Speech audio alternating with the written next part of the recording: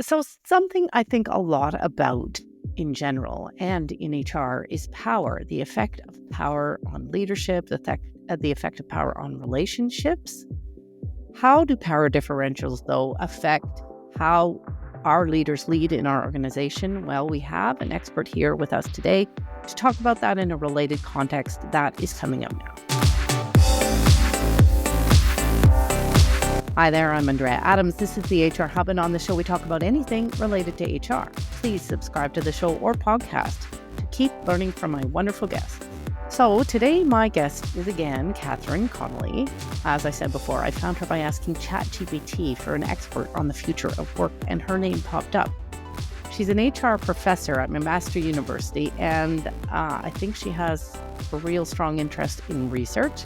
She looks at workplace behavior, employee well-being and diversity. She's written a book, she's written multiple books, I think, but including one related to our topic today called Enduring Work, Experiences with Canada's Temporary Foreign Worker Program. Hi, Catherine. How are you? Hi. Thanks so much for having me. Well, thanks for coming on. So we are going to talk about the work you've done researching Canada's Temporary Foreign Worker Program. That really intrigued me because there is such a stark difference in power between the leaders in an organization and those foreign workers who, should they mess up, could be sent home and really don't want to be sent home. Mm-hmm. So, sort of thinking about that power context, can you tell me broadly what the outcome of your study of the Temporary Foreign Worker Program revealed? Sure thing, Andrea. Yeah. So to do my research, I talked to over 100 temporary foreign workers in Canada, as well as employers, as well as other people connected to the program broadly. And what I found was that sometimes this program works exactly as intended and is just great for everyone. And then other times, because of this power differential that you're mentioning, sometimes it is not working out very well for the employees, right? And so what we have are people who have high level of expertise, especially if they're in the high wage program. These are people who clearly have a lot of value added that they bring to the organization. So you would expect that they would have a high level of power and that there would not be much of a power differential. But the issue is structural in that these employees, they have what's known as a closed work permit.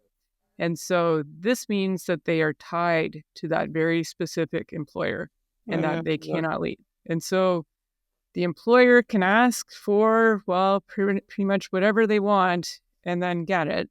And the employee is pretty powerless in that employment relationship. To ensure that the employee is treated decently, we're just depending on the ethics of that particular employer. Yes. So what we found, even more recently, is that there's very little oversight of this program by the federal government. So it's a federal program. Employment standards are provincial in Canada, but it is a federal program, and there's very little oversight. So there's a website you can go to that has a blacklist of all the companies who are not allowed to use this program again because their mistreatment of workers was so severe. But this is a massive program, and the government has not been able to keep up with the demand in terms of the huge numbers of employees who go through this program.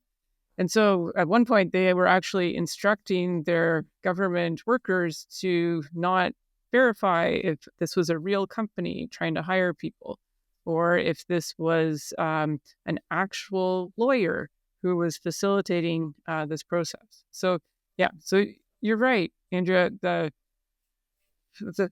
whole architecture of this program really rests on the goodwill of the company to be following all the contracts and all the rules around what's going on, and then the employee to hold up their bargain and to be a solid worker as well. Taking what you've learned from this program And because that's a federal program and that's federal policy, and organizations were implementing our own policies. Um, so what have you learned from that we can apply in our organizations? Because leaders in an organization have lots more power than, you know, the people on the front line. How do we need to safeguard workers? Yeah, so something that really surprised me was what was going on within organizations that likely the upper management had probably no idea what was happening. And so often they will have policies about fairness and making sure workers are treated well. But it just takes one rogue manager to say to an employee, hey, you owe me $1,000, or I'd like you to work the weekend unpaid, or I'm not going to give you holiday pay, or like this is not necessarily what the company wants to happen. But if there's not enough internal oversight, what I have found is it actually does happen. And there are larger organizations that are upset or angry when the transgressions do occur, but they're relying on employees to blow the whistle, right? Ah, And it's not always going to happen, right? So yeah. to be effective, an organization really needs to have some internal processes where they are checking in with their frontline employees to make sure that everything is unfolding the way the company wants it to.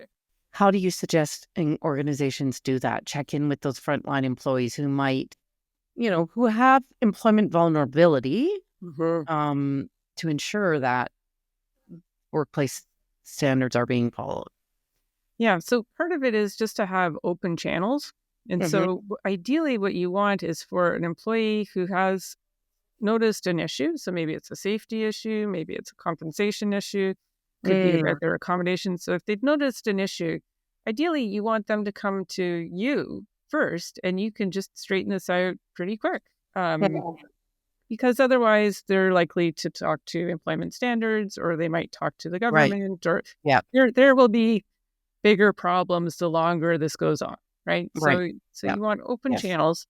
The thing is, a lot of temporary foreign workers are very reluctant to complain, right? And so they do not want to cause waves. They just want everything to just be fine. They will endure it. And then they're hoping eventually it just is better in the future, right? And so ideally, the organization would have some kind of exit interview to close the loop when anybody is leaving, because at that point, the person will feel much more comfortable raising an issue. And that's when you might find that, okay, you have a rogue line manager who is extracting money from your employees, or other violations that it's nothing that the company wants to happen, but they'll never find out unless they proactively either keep those channels open or find out information from the employees who are leaving. Extracting from that program, what takeaways do we have, like for an organization, about creating and enforcing organization policy? So I think part of it depends a little bit on the size of the organization, right? And so, and how easy it is for HR or senior management to be aware of what is going on in the organization. So one pattern that I noticed was that the temporary foreign workers who are very vulnerable, they were very frequently kept isolated from the rest of the workforce. Sometimes this happened just organically or accidentally because they were on the night shift. They were considered to have the lowest seniority. And so they would automatically be kept separate, right? And so it kind of reminds me of when you have an accounting team, you want to really make sure that those people all take their vacations for at least 2 weeks, because you want to find out if there's a problem, and you will only find it out when they're gone, right? Because you want to have some sunlight on Yeah. every aspect of your operations, right? Mm-hmm.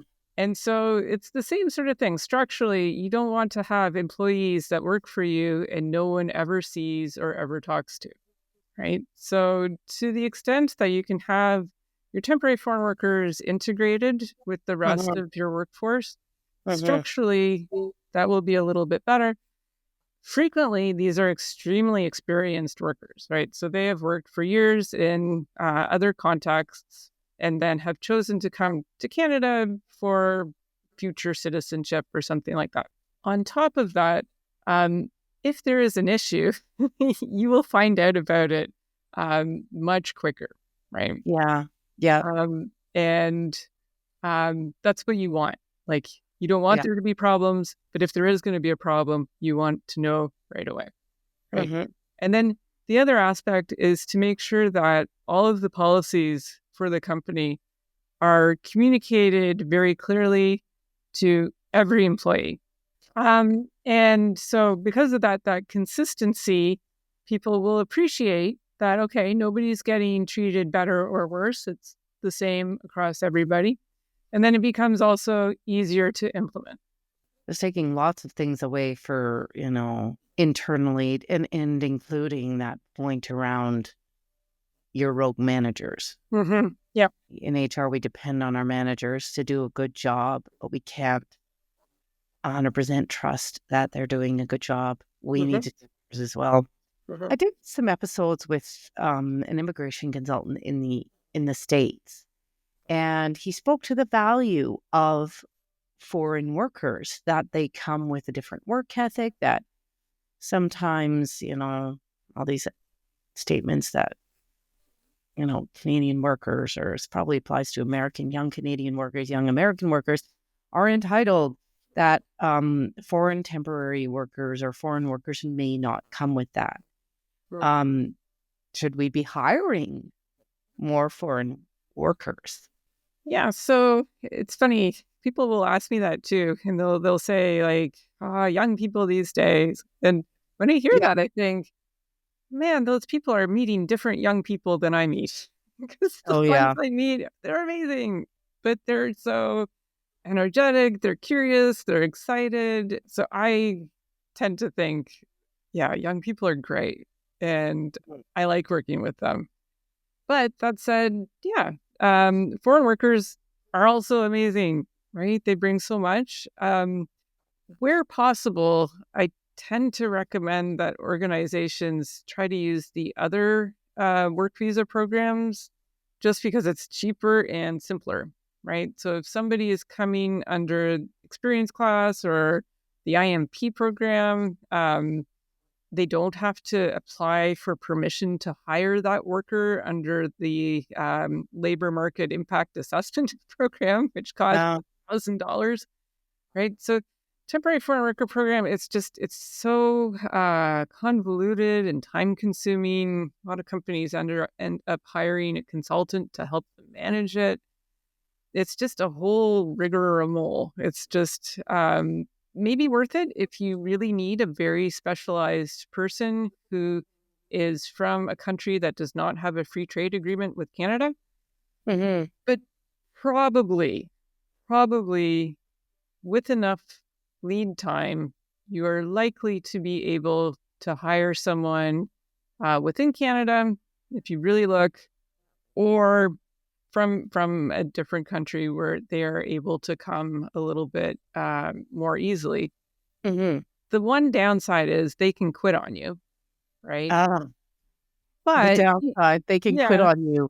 but But we're talking about power here. yeah, but the thing is, like, everybody can quit. Everybody else you hired, they're still there, right? So Yeah. if it's a good environment and you've treated them fairly um, and respectfully, like, they are likely to stay, right?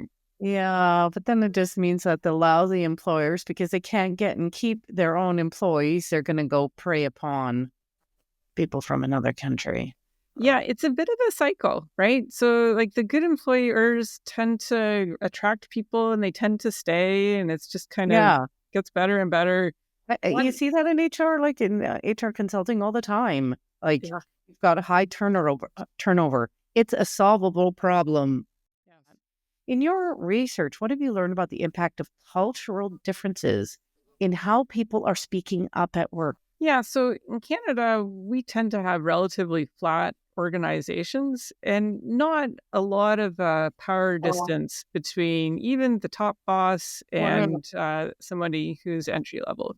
So, for mhm. example, if I'm working at a company, I can likely call the president by his first name, and that would be fine. It doesn't mean we're buddies or Well, anything, but he would likely call me by my first name and vice versa, right? And mhm, so it might be uncomfortable for a Canadian to say to their boss or their boss's boss, this has happened and it's a problem, right? People would still feel awkward about it or a little bit nervous, but it's conceivable, and it's something that your friends and family would encourage you to speak up. Coupled with that, we tend to be fairly well aware of what is normal in a workplace and what's mhm. allowed and what's Yeah, not yeah, allowed, right. right? And if you don't know, well, your friends and family would help you, right? Yeah. So yeah, so contrast that with somebody who is coming from an environment where maybe those labor standards exist on paper but are never enforced, Mhm. right? Where Yeah, it's inconceivable for a company to be fined for violating worker safety, right? That would just right. never happen, right? Even though the rights might exist on paper, it's just not a thing. Um, and then that culture. So, for example, take the Philippines, for example. There's greater power distance, right? So you would address your boss by Mr. So and so. You would be very deferential, very respectful. Um, and to go against that would just be inconceivable. And then meanwhile, like your friends and family would just wonder, like, what are you even doing? Like, why are you acting that way? And that the appropriate way to behave is to be um, respectful and know your place, and that they have a responsibility to you, but you have a responsibility to just, well, stay quiet, right? Like the Canadian system is kind of set up expecting people to complain, Yes. Yes, they are. Yeah. right? And not everybody is going to complain. And so I think we just need to anticipate that. And it's not that we want people to need to complain, but if they do need to, and if something's going on, the structures need to be there to support somebody who is speaking up. And everybody needs to know that if some worker who is a temporary foreign worker has the whisper of a potential complaint, that needs to be really looked into. Oh, yeah, And yeah, yeah. yeah, um, and if that initial response is, "Oh yeah, you're fine, don't worry about it," then they will never hear anything from them ever again, and it does not mean that the problem has gone away. One more question. What percentage if you want to just take a wild stab at it, I'm assuming you'll do this. Mhm. Uh, in the percentage of all your research, what percentage of managers were good managers or organizations were good versus the ones that were not? That's interesting. So I would say 80% completely fine. Right. And they were using the program as intended, and it was working reasonably well.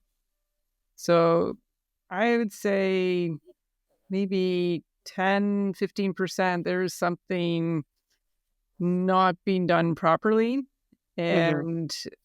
and contracts were not being followed, and it was a real problem and it should have been fixed. Um, and this is like safety violations, or it's not paying people, or like Mm-hmm. all that type of serious violations. 5%, I think, would be absolutely egregious in terms of this is approaching human trafficking, people not being Mm-hmm. allowed to leave the premises of their employer, their passports being seized, like really, really bad. Or harassment and abuse, like just really terrible. Mhm. So, Okay. so any amount is bad, but it's Yeah. also, it is more than I was expecting, because I think I went into it just with an understanding, okay, a lot of the work that people would be doing might be difficult or unpleasant, and that's Right. why a Canadian could not have been found. Like, I was expecting to hear about unpleasant work. I was not prepared for the scope or the depth of some of the mistreatment, and it was yeah, it really affected me because I was talking to people who were just lovely, and they deserved none of what they went through. It was just really bad. How can people find out about you, learn more about the topic, Mhm. or learn more about the impact of power differences in HR? So I would encourage everybody to buy a copy of my book. It's called Enduring Work. And this is about the Canadian Temporary Foreign Worker Program. I think it's interesting for anybody in Canada, and especially people in HR. Mm-hmm. Okay. And you, find you? So people can friend me on LinkedIn. Just look for Catherine Connelly at McMaster University, or they can look at my webpage. It's connellyresearch.com, and it has uh, links to other interviews I've done, as well as my research and some infographics in case they are Oh, interested in different topics. interesting. Yeah, I am interested. And they can also find me at the McMaster University Experts Guide. Okay. All right. Wonderful. Thank you. Well, thanks, Catherine. That was revealing for me about the nature of humans with power. And for me, it's a bit of a cautionary tale in HR against being naive of that other 20%. Once you broke it down into this sort of the 80-20, why does everything fall into the 80-20? But that we need to be mindful of that. And our systems need to be able to address that. I did an episode on compliance, and now we clearly know why compliance is a thing, and a link to that's right there. Thanks for watching out there. We'll see you next time.